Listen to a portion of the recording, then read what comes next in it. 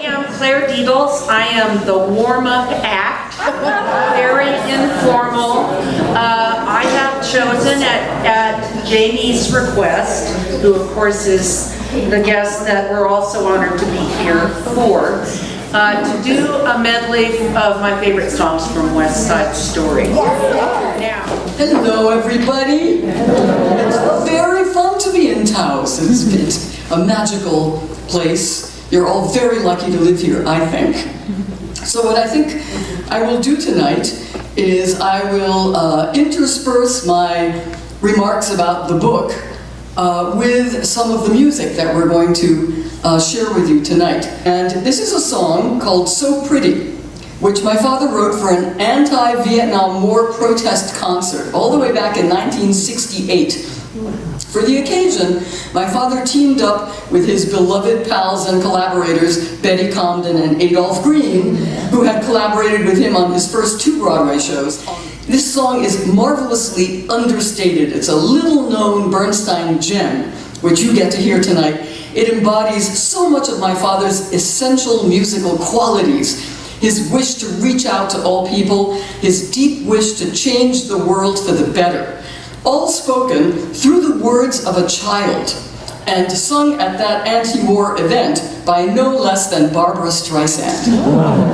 Well, and the people are so pretty, their shining faces, shiny eyes and hair. Then I had to ask my teacher why war was making all those people die. They're so pretty, so pretty.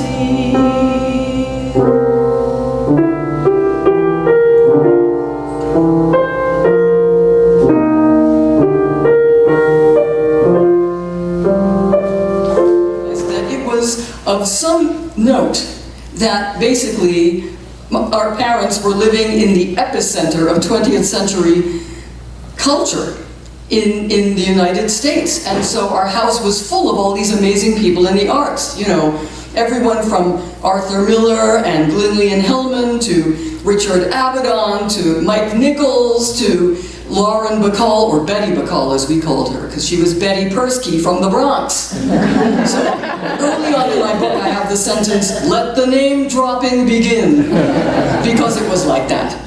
And all these people would come over to the house and just scream with laughter and roar songs around the piano, and that's all Alexander and I thought grown-ups did. And there was one day that came when we realized that maybe it was all a little more complicated than we thought.